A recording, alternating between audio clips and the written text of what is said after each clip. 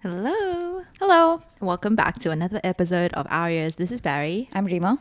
In today's episode, I wanted to talk about confidence. I think it's a topic that not a lot of people speak about openly or forget to speak about, right? Because it's so like integrated into our lives. And I think it's important to speak about because I think you get a lot of inspiration from other people and how they build confidence, which you can apply to yourself, right?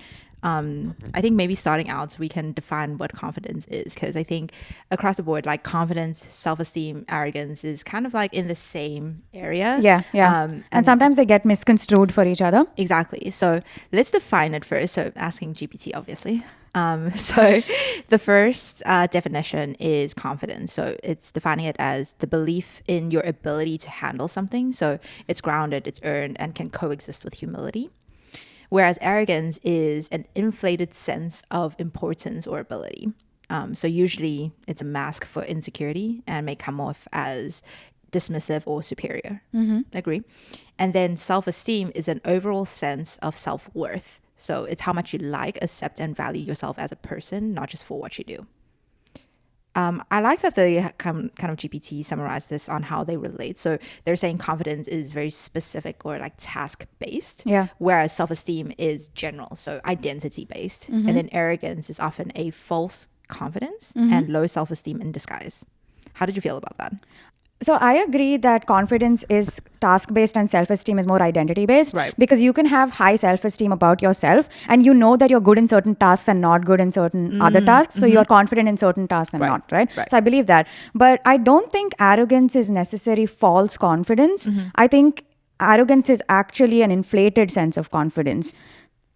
Right, and there is actually this psychological bias. It's called the Dunning-Kruger effect, and it's basically a cognitive bias in which individuals with low ability in a particular domain tend to overestimate their competence. So the less you actually know about something, the more confident you are about it, and you speak more highly about it. So the way this came up is there was actually a study, I think, in a school in New York, where they asked a bunch of people to do a certain test, and before they revealed the results, they went around and asked everybody how they thought they did. Okay. And everyone who thought, in reality, who did really badly, they thought that they did really well. And the people who actually, who said when they were asked how they did, they said that they didn't do very well, they actually placed higher. Right. So I think arrogance that's why I'm saying it's an inflated sense of confidence. Yeah, I can see that. I mean, like in that sense, don't you think that it's correct in saying maybe that it's false confidence? Because because it's false for the other person. The person who's looking at the other, like a third party looking at the person, and then you can identify that as false. But internally, it's inflated. Yeah. So different perspectives, like coming from a third person, you see it as false confidence, which makes sense. Yeah, it's quite interesting to see like the difference of the three. But I think like confidence and self-esteem is like one of the most important things, right, in life, to kind of like help you define yourself as your own person, and to make you unique to everybody else, right? Because like you were saying, like confidence is task-based, so obviously everybody has different areas that they feel super confident in and maybe less confident in other areas. Obviously, like we want to strive to be someone who is overall like confident in all different tasks, right? And so this leads me to a point. Do you think that confidence is a trait, or do you think it's something that you can build as a skill? I think it is a skill. I think it's something that you can build on. And I think you can be born with low confidence, but I think it's something that you can hone.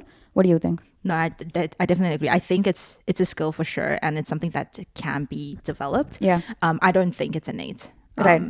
I think it's a cop-out if you think you can't just not do things and say that I have low confidence. Yeah. Anyone can be confident, right? So maybe what makes you confident, just like high level? I think there's a quote that really resonates with me about this, and it says that competence begets confidence. So I think the more you do or the more you hone that particular skill, you become better at it. And I become more confident by seeing that improvement. And I don't think I need to be super confident in all tasks or all abilities, but I think the definition of how we defined self-worth or self-ability is knowing that you could if you wanted to, but also you're okay with not being that. And I think, and then you can have confidence, like, I have high self-belief in certain things, but I know I'm not like a great runner and I'm okay with that. Yeah. So that doesn't affect my self-belief, but I know Right. in my running abilities, I'm not very confident. Yeah, Right. for But I sure. also think that, hey, if I put in the work and if I practice, I can be a mediocre runner. Yeah. No, I 100% agree. Speaking of like confidence building and it becoming a skill, right? Like, did you have any stories like growing up where you felt like, oh, this was like a clicking moment for me where I become super confident in who I am? I think growing up, I was always sort of in the middle of the bell curve. I wasn't super underconfident and I was not overconfident. Like I knew I was just like right in the middle, right? And even when I compared myself with other people, I think that's why I think I have high self-belief where I was like, okay, this is who I am. And if I want to become better at some things, I can work on it. Right. But I was very okay with who I was. So I don't think in school or high school, there was like a moment where I was like, oh, I want to be more confident and work on it. But I will say that my confidence dipped when I was doing applications for undergrad, right? Because I didn't get into the school that I wanted to. And that took, I took it really hard Right. on myself. Right. And that took a beating. And then I was like, oh my God, am I dumb? Like, I didn't get into the school. Right. And then there was like this whole like roller coaster of emotions. And so I think my confidence dipped then. And then I had to like build it up. Right. And so it happened more, it was like a journey. And it was not like a one thing where I was like, even the build up, it happened over many years. You know, I did well in school. And then I realized the more I spoke to other people in the school that I did want to get into and I didn't, I realized it was a lot about just that exam. It had nothing to do with my intelligence. 100%. Right? And I think it took years for me to understand that. Or be okay with that. Yeah. Yeah. What about you? Was there a defining moment? I think there was, right? Like, I think when I was a kid, I used to be, like you said, right? Confidence is like in different areas, right? And I think like in academically, I think I excelled when I was a kid. Like I knew like the 12 times 12 timetable, like when I was in grade 1. You were one of those. I was one of those. Nice. Yep. And so like, I think I was just very academically driven. And, you know, as kids, right? You don't care about academics. Like I think kids just care about like social at that point in life, right? Like when you're in like grade 1 to like 3, like you just care about building friendships and having like a large group of friends at school. Yeah. And I think because I was very academically driven, I didn't focus so much on like having friends, and I think that killed my self-confidence in that area. So I wasn't very confident in like making friends or being liked, or being that popular kid at school, until I think it was grade 6. I had a family friend, and he is just so good with, he's like an older boy, my brother's age, so like 4 or 5 years older. And I remember just at family gatherings, all of the adults really loved him. Like they just could chat with him, and he was like, mind you, like 15, 16, right? And so he was just like doing so well in like being able to chat with adults and people who are older, and everybody loved him because he just had this energy that was like very captivating for the entire room. And I just started to observe him and like what he was doing, and he was just confident in the way he spoke, right? Like it didn't really matter what he said, it was just the way he said it. And I was like, oh, interesting, like let me try that. And then when I did go and like try that, the response that I got was exactly what he got. And I was like, oh, okay, wow, this actually works. And so I think I really like the quote, confidence is on the other side of fear.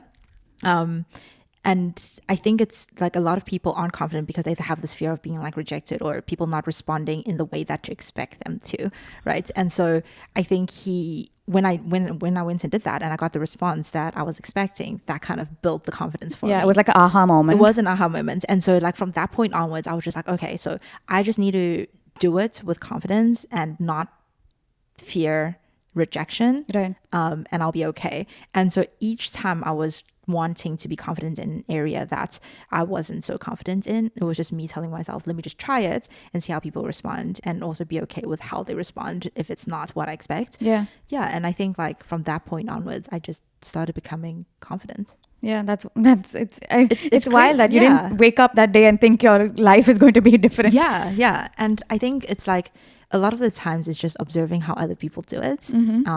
And seeing how people react as a way of overcoming that fear. Yeah. You know, a lot of people say that fake it till you make it.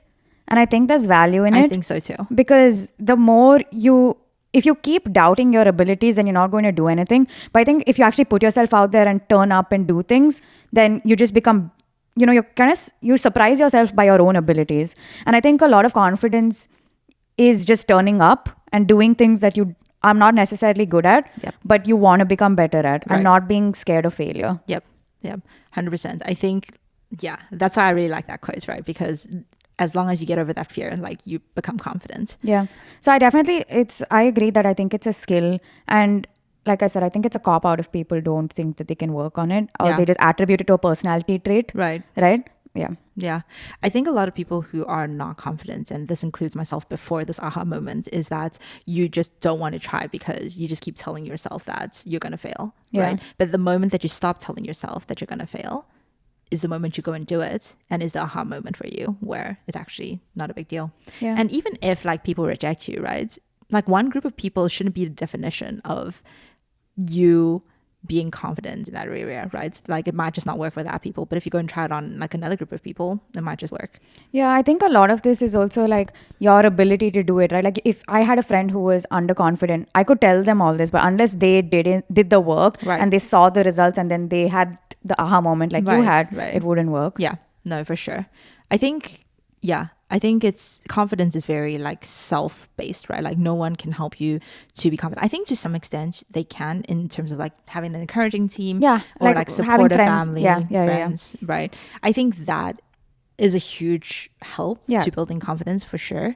But at the same time, right, like, I think it's a fine line between you relying on your friends and family for that support. Validation. Yes, for that validation, right? At the end of the day, like, that validation should come from you, and you feeling good about it yourself, rather than everybody giving you like a treat, which is in the form of validation after you go and do something. Yeah, I agree with that. I think confidence it's self-assurance. Yes, Right? for sure. On whether, hey, even if I'm not good at something, let me try it. And then if I fail, I'll just learn from that as well, right? Yeah. But I think, again, a lot of this is easier said than done. So I feel like the people struggling with it, like, to the difference of confidence versus self-worth, maybe the self-worth itself is low. So then your Yes. ability to try is also harder. Right. Right? Yeah. Yeah. It's a chicken and egg sort of situation. Yeah.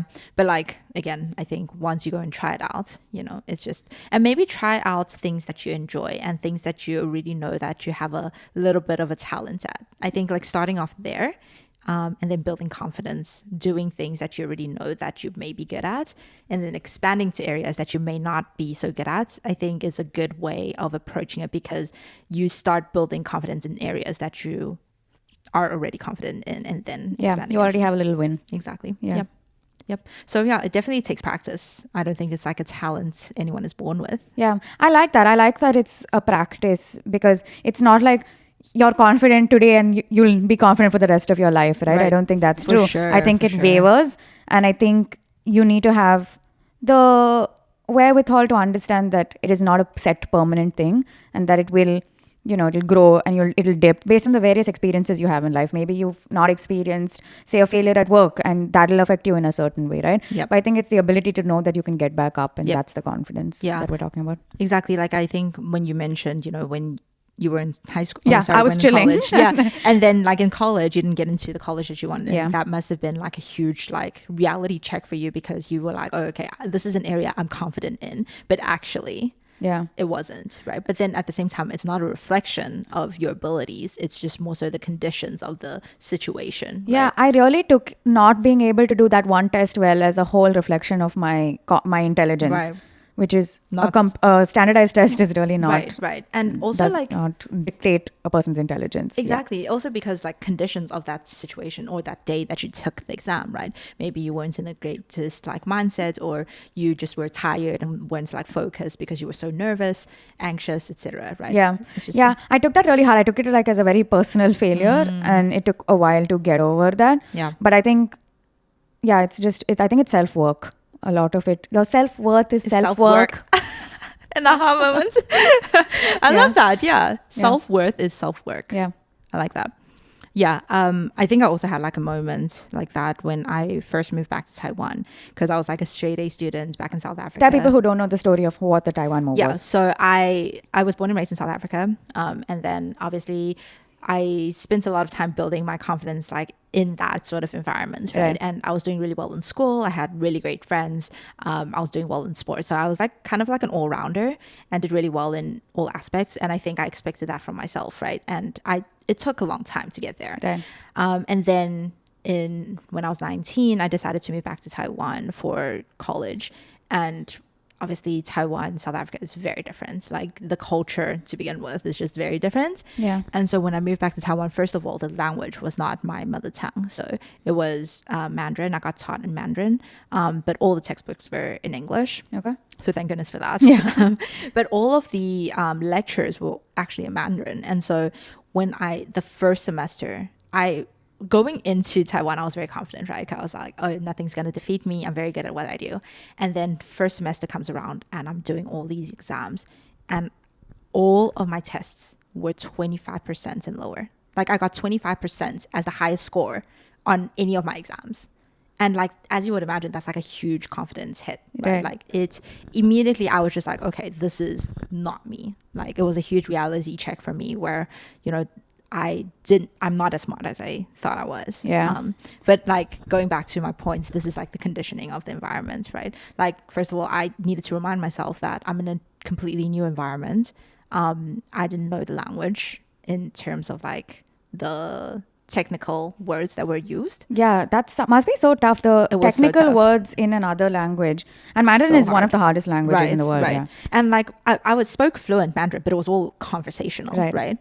And then when I moved back, every lecture was just words that I didn't understand. And I just remember like something funny that I did was the pronunciation of the word, I wrote it down in English. I had no idea what the meaning was, but I wrote the pronunciation down and I spoke it to Google Translate in those words for them to translate what it actually means or put it into words. And then I Googled the definition of that Mandarin word into English. Jeez. And that's how I got through college. Yeah. But yeah, that was like a huge hit for me. And then on top of it, culturally, it's very different. And so I was a little bit, I don't want to say ostracized, but a little bit, I didn't feel like I felt fit in because I was so different. I look Taiwanese and I am Taiwanese, but my mind is not like the typical Taiwanese. And so I think they had this expectation that I would understand the nuances and appropriations of Taiwanese culture. But I didn't, right? Because I didn't grow up in that environment. And so oftentimes I may have come off as rude or didn't understand what was appropriate or not. And so that's kind of made it very difficult to find friends who understood where you were coming from and why you were behaving the way you did. Exactly. So yeah, just in that aspect, both academics and in my social life, it was such a huge hit to me. And then on top of it, I am like the beauty standard in Asia is very different from Western culture, right? I'm very fair-skinned. Yeah, I'm very tan. Yeah. Like Asian culture likes fair skin. Yep. They're like very skinny, like petite figures. Women who look like they'll break if you touch them. India as well. Yeah, and I'm not that, right? And although like I was very confident about like my physical appearance in South Africa, when I moved back to Taiwan, that was a huge hit as well. And so I think a combination of all three of those areas, which I felt very confident in. Yeah, it was like, felt like the rug was taken from under you. Yeah, and so like that was like a moment where I was like at my worst in terms of confidence and self-worth. And so to your point, I think I had to do a lot of self-work to rebuild my confidence and gain it back. Yeah. Yep. Yeah, undergrad was quite a challenge for both of us.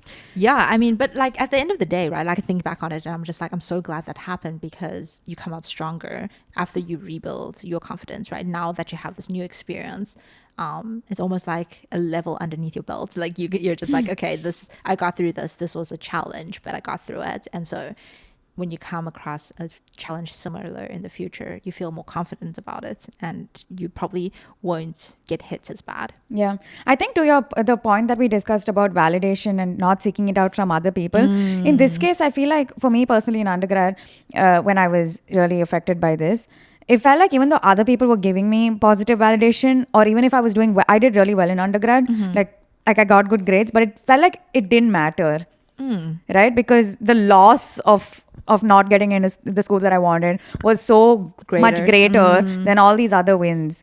So again, I think even though other people around me were giving me a lot of validation and I had like scores to prove it, I think it's again self-work because I didn't really believe it. Yep. I was like, oh, anybody can do these tests. Yep. Right? If I can do it, anybody can do it. Like that sort of narrative. Right. Yeah. I think what's interesting though is during my time in Taiwan, I think my friends saw me as very extroverted, and they tied that with me being super confident. And as I was explaining, I wasn't the most confident when I was in Taiwan, right? Yeah.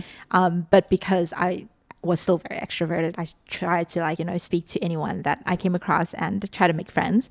And so people were just like, oh, okay, naturally Barry is like super confident. That's why she's like able to go and talk to anyone, right? Without the fear of being like rejected or anything like that. I think that is a common myth where people associate or equal confidence with extroversion. And it's definitely a myth because I think you can be an introvert and also be confident. For sure. And just because you are more social doesn't mean you are more confident, right? Sure. That could also stem from insecurity, and that's why you need validation from others, right? So I think there are nuances to why you're an extrovert, and I don't think they're both equal to each other. No, I 100% agree.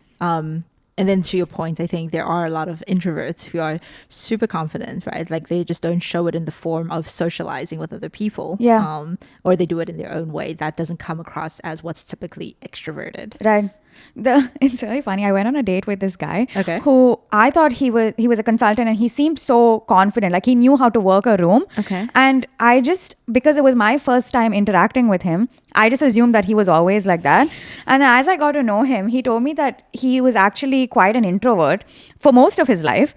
And when up until like his late 20s, and I had met him when he was maybe like 31, 32. Yep. So it was not a huge change. But he had told me that he made up his mind that when he went to grad school, he was just going to be a more confident person. And he was going to, and he associated confidence with extroversion. So his thinking was that if he makes more friends, or if he speaks loudly in class, or not loudly, like just makes more, like engages more in class, then that would lead to his confidence.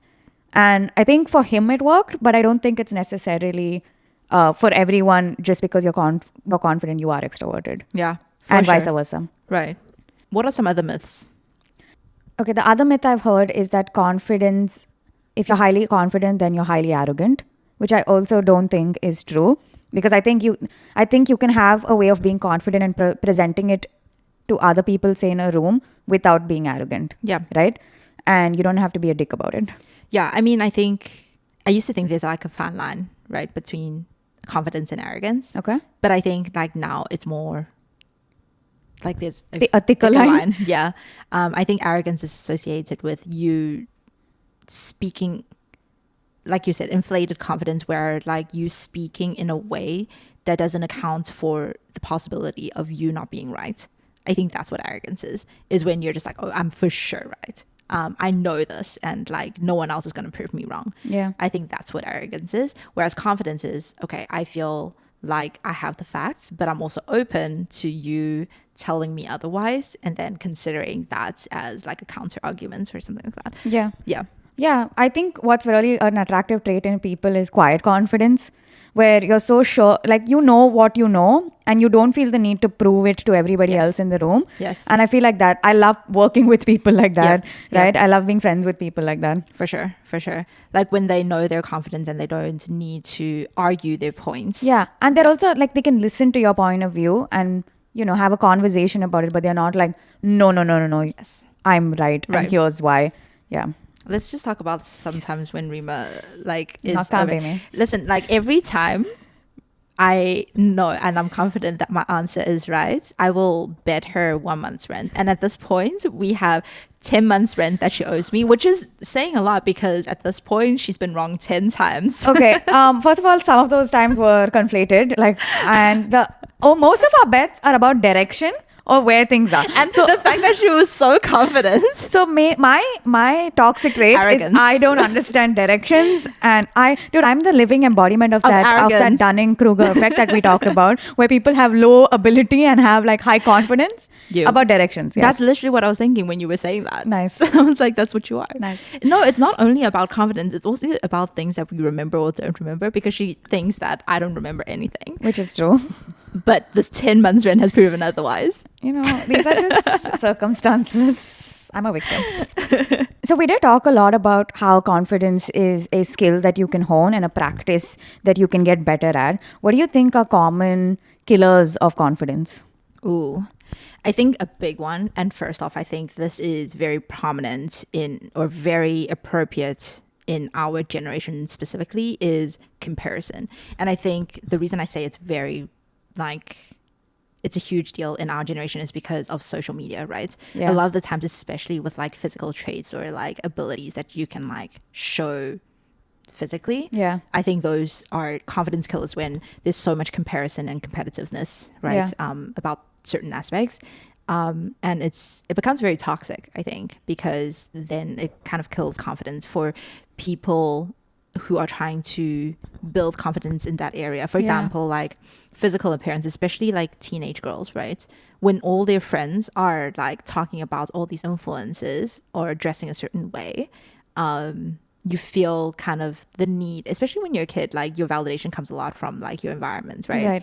And the conditioning of it. And so I think like it's especially tough on this generation and moving forward because of how much comparison there is on social media and how much they're exposed to. Yeah. I think it's so interesting about social media that as a person that people are not putting out their most authentic self, right? The way they look. That there's a lot of like say makeup or filters and that. But even then, when you see someone who looks the way they do after all these changes on social media, you compare yourself to that version. Especially if they get good responses to that version, right? It's almost like, oh, okay, they're getting validated by people on the internet and all these people on the internet represents everyone is what their mindset would be, right? And so they're just like, oh, okay, so then if I'm not that, then I'm not good enough, and then that is a confidence killer. Right?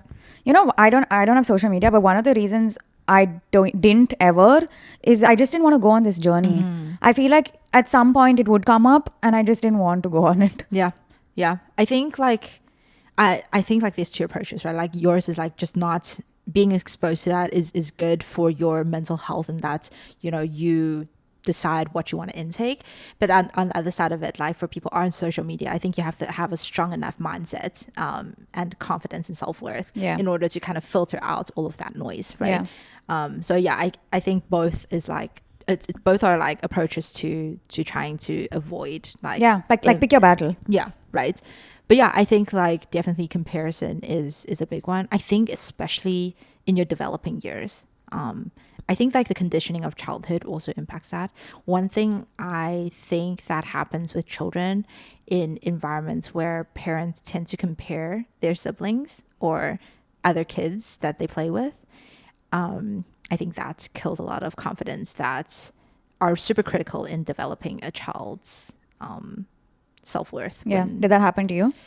Not to me, but I saw it happen to other people because I was like I think I cared a lot for having standards for myself even as a kid, and so I was doing well in all aspects, but then I think other kids got compared to me that resulted in their confidence being low, and I didn't like seeing that, right? Because I'm like, you're just minding your own business. Exactly. It's not I shouldn't be blamed for, and I think at the end of the day, because the kids don't know any better, right? So that it's almost as if they're like, oh, I hate you because you're making my mom compare you to me and I'm not you, but you're doing so well, and right, like, and I think as a kid I'm just like, I'm minding my own business and doing my own thing, but I'm getting hated because I am doing well in areas that I feel good in, right? And so it's confidence killing for both the kid on the other side, but also for me, because I'm just like, okay, I'm doing my own thing, but I'm getting bashed for doing there's no winning. There's no winning, right? So I think comparison is a huge one, and I think it's the parents' responsibility to help build confidence in children in that they shouldn't compare themselves to other people. I ask my colleagues who have very young kids what they're going to do or how they're going to handle their kids having social media or phones or even technology. Like we did not have technology, but I think we were in our early 30s, so we had an age pre-internet, and we were also present for the popularization and like the widespreadness of internet, so we saw both worlds. But with kids today who just have the internet at their disposal, like right from when they're like 2 years old, right? So I was asking my colleagues how they're going to handle that, right? And all of them are like, no social media till they're 16, no phones till they're 13. And I'm like, easier said than done. That's what I said too, easier said than done. But I wish them nothing but the best on their parenting journey. I think the other huge confidence killer is striving for perfectionism. and you set a bar that's so high that even if you take baby steps, that's also seen as a failure, and that affects confidence. Yeah, for right? sure. Because you then also, when you like are a perfectionist, like you then don't even want to try because you're so that you have that fear of like failing at it, right? Yeah, so And then why try at all? exactly. Yeah, And so if you don't try, then how are you going to build confidence to yeah, begin with? yeah, and you don't see the value of like the micro victories or the micro wins that you have, because the standard that you establish is so high. Right. So you're like, oh, I'm never going to be that. So Right. that also leads to lack of confidence. Yep. Another confidence killer, I think, is seeking external validation. And I think the risk with that is that if you don't get external validation, then you don't have confidence. It's not a win then. Yeah. Mm-hmm. And so I think like that is a confidence. I think to some extent, external validation is good to some extent. So like having support and encouragement from your family that you're doing well, I think that is an ego booster, right? And that helps with being confident. But I don't think you should be reliant on only getting validation from people. It's almost then like superficial confidence, right? It's only at the surface level because other people are telling it to you. And if it's not, Right. it's not more Coming from deeper within. and it's not coming from within, then it's not really self-assurance. Exactly. So I would argue that it's not even confidence to begin with. Yeah, for sure. And then on the contrary, it's like kills, I think, your confidence, because if in the events that you're expecting it, but you don't get it, then like you backtrack and then you're even worse in terms of confidence, right? Yeah, I can see that. On the opposite side of confidence killers is how to build confidence, right? Especially like we were both talking about having dipped in confidence in college years.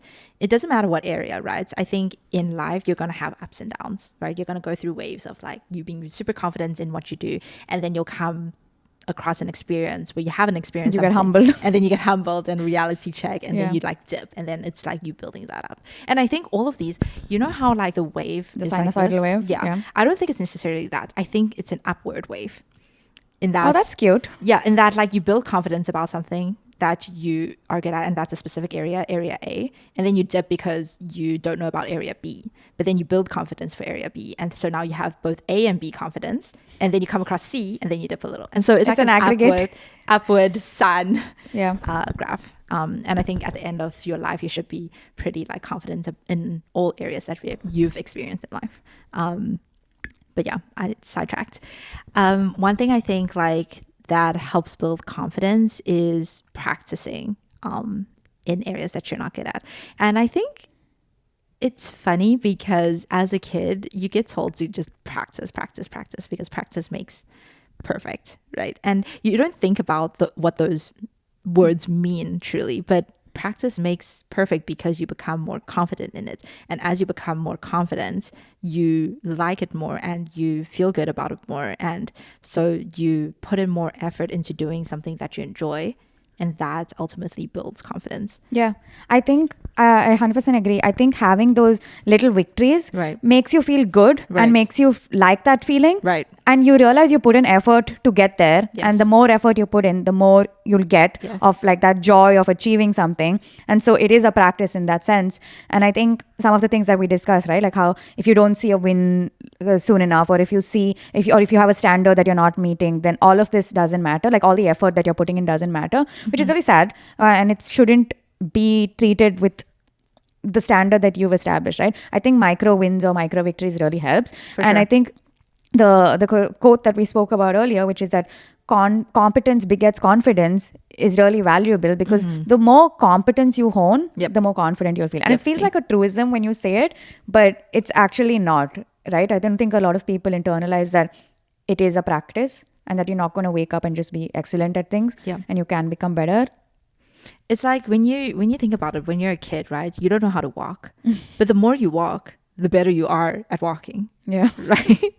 And it's like, it's small things like that, right? Like it applies to everything in life. The more you do something, the more practice you get out of it and the better you become at it. And that's when you're confident about it. And who's not confident about walking? Yeah, it's true. Yeah. So it's honestly just a lot of practice and doing it. I think one of the skills I'm trying to practice, and building confidence is speaking to strangers and making friends with strangers. So I was telling Rima about the story that happened recently because I'm kind of taking a break from dating apps. And so I'm just like, okay, what are ways for me to meet people in person? And it doesn't even have to be like just romantic. It can be platonic as well. It's just being more present and trying to build a community, because ultimately that is what's going to bring me opportunities to meet a romantic partner, right? So anyway, this is my strategy, is to look people in the eyes and smile at them and make conversation. And so I'm starting to do that by just like finding opportunities in making conversations. So I was at the driving range the other day and I was like, okay, this is my opportunity. And there was like a guy next to me, and this was nothing romantic. I was just like, it's an opportunity. And he hit a really great shot. And so I just gave him a compliment, and I was just like, oh my gosh, that was such a great shot. Like, how do you do that? And then I was just like, can you give me some tips? And I was not lying. Like, my driver skills are just very lacking, and he was just very good. And so I asked him for some tips, and then we got to talking, and then it ended up being like a 30-minute conversation. And then we started learning about each other, and he went to Cornell as well. And so we just had a little bit in common, and so we were chatting, and by the end of it he asked me for my number. And I was just like, oh wow, it's just like, you initiate that and you proactively go and take on that opportunity. And even though you are fearful of rejection, maybe upfront, but as you go and do it and they respond in a good way, that's what builds confidence. And I think like now I feel good about like going to talk to strangers, right? Because that led to a friend. I hesitated to say friend because Rima doesn't think he's actually my friend. I think talking to one person one time doesn't count as friendship, but that's just my opinion. Listen, you got to start somewhere. Micro victories. Correct, yeah. Exactly. But I think like that was like a very good example that epitomizes, practicing in order to become confident in something, right? Yeah. I think that's the thing that we talked about, where if you have like a really high standard and you don't meet it, then you don't get confidence. Like if your standard was that you have to be invited to this guy's wedding, for instance, then obviously you're not going to make that immediately, right? But just having a conversation, if that's the standard, and you're able to meet that, then you're like, hey, that's so fun. Yeah. And then I think like that is just, it makes you feel good about it. And I think at the end of the day, like confidence is you doing micro practices and you micro victories. Micro wins and micro victories, and then that kind of like leads to more macro victories. Love that. But what are some of the ways that you build confidence? I think honestly, fake it till you make it, especially at the workplace, has really worked for me. Yes. I've been in so many meetings where I've been scared to voice an opinion because I thought it was like dumb, right? And then someone else will say it, and then you're like, I thought that first. But I think a lot of it is not what you think, it's what you do. Right. And I think even if you don't have the confidence, you fake the confidence until you have the confidence, right? And I think it's one of those things where you just, what's the worst that'll happen? Right. I think the other thing is that you think people are thinking about you way more than they are. Yeah. Like I was scared to talk in meetings because I thought, what will my colleagues think and how will they judge me? Cares. Literally nobody's thinking about me. They like, after the meeting ends, they're just like on to the next thing. Yep. So I think it's also like how much importance I was giving other people's validation. Right. Was also a thing. So I think, fake it till you make it. Yeah. And then you see those wins, and then it's like a cycle, right? It's a risk reward cycle. Yep. You take a risk, you get a reward, and then you see the value of it, and then you do it again. Yep. Yeah. But at the same time, like I 100% agree with that. But I think another part of confidence that plays a huge role is you being okay with them you being okay with what might happen on the other side of risk, which is that I will be judged. Yes. Yeah. And you being okay with being judged, I think is something else that is a skill that you have to build, right, in order to build the confidence, because chances are you'll get rewarded or you'll be judged or you won't get the response that you were expecting, right? And I think you need to be okay with the latter, which is maybe not the response that you were looking for. Yeah, for sure. And like we said, it's easier said than done. Right. But if you never try, then you'll never know. Yeah. And I think going back to your earlier points, I think it's a matter of telling yourself that does not reflect your abilities. Like the latter, which was maybe not the expectation that you were seeking out, that is not a reflection of your ability. So someone not agreeing with your opinion is not a reflection of your inability to give good opinions. Yeah. Or intelligence. Right. Right? Right. Yeah. Right. Or maybe you just have a perspective that you have It's certain different, information yeah. that's different from what Yes. they have. Yeah. All this is great. Like in the theoretical situation, when you're Correct. put in the meeting, it's Yeah. hard. But yeah, I think that's another thing. Fake it till you make it. I 100% agree with that. A lot of people have little hacks they do to feel more confident, especially in the workplace. Like before a meeting, they go and give themselves a pep talk in front of a mirror. Or there are all these like Right. these coaches talk about how like talk in a really big way, or like raise your arms and talk so that you feel like you're taking up space in Right, room before the right. actual meeting. So there are all these hacks. So I'd be curious to know what other people are doing Yeah. to develop their confidence. I think a lot of like, I remember being told about like that before going into an exam. I think like when I was in, you know, when you're in like high school and you're about to do like the last year's like exams, it's a big deal for high schoolers, right? And like our teachers were just teaching us little hacks like that on how to feel better about it. So like giving yourself like a pep talk right before and being like, oh, you'll do great, like just believe in yourself sort of thing. Or like some people even say like when you wake up in the morning, like stand up strong and like hold your arms, like, you know how there's like an iconic position or pose that people do when they are victorious, and that is like putting your arms up like this. If you see a lot of like sports players, they do that run when they like get a goal or something, they're like yes, and I think like there's something to it, right? And so for some people that works, and I think it actually worked for me when I was not feeling confident. Like you wake up and you're just like, oh, today's gonna be a good day, I'm strong, I'm confident, and you tell yourself The affirmations. the affirmations. And I think like different things work for different people. Yeah, so I think like the reason I wanted to talk about this topic is because I think it's especially important in our 30s. I think like in our early 20s, we build up our confidence from like childhood, right?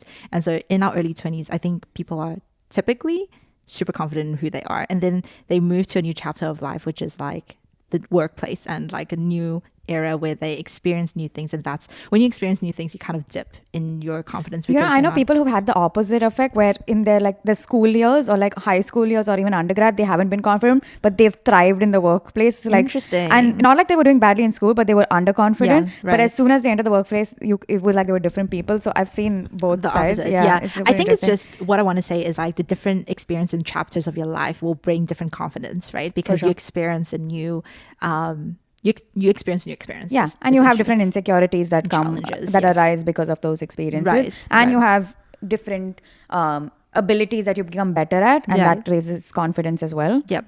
Yeah, exactly. So like the point I'm trying to make is that, you know, in different eras of your life, and now going into 30s, I think it's a new era for an opportunity to build confidence in other areas, especially I think because we're strong independent women, and you know, it's again, like confidence killer is comparison. It's very easy to get lost in comparing yourself to our peers who are in our 30s and they're in relationships, or like they're doing really well in like work, or you know, just like areas that you think people are doing well better in. at you, better than you. Yeah. So it's not like I'm in my 30s and I'm like super confident about myself, right? Like it's a continuous work on yourself on building confidence, right? So yeah, what is like some of the areas that you've been wanting to work on? I think I want to become better at advocating for myself at work. I feel like in my 20s, a lot of companies that I worked for, I didn't do it for myself. And I think now it really matters, right? That sync lifestyle. And I think I want to become better at advocating for myself at work. Luckily, I have a manager who does that, but I don't think I should rely on only her. Right. And I think I need to develop that skill for myself. So professionally, that's something I want to do. Yeah, for sure. I think that's a really good goal to have.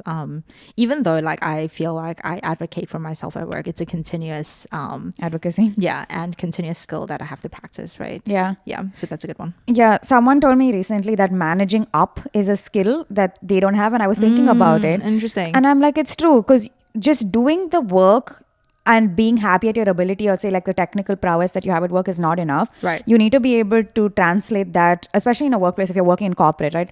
You need to be able to translate that to why it's important or you're not even why it's important, why you're ready to take the next step in your career and like reach that next level. So I think that's an important skill, and that's what I want to become better at. I don't think I'm as good as I would like to be. Yeah, that's definitely a good one. What about you? What's a goal that you have for yourself in an area that you want to become more confident in?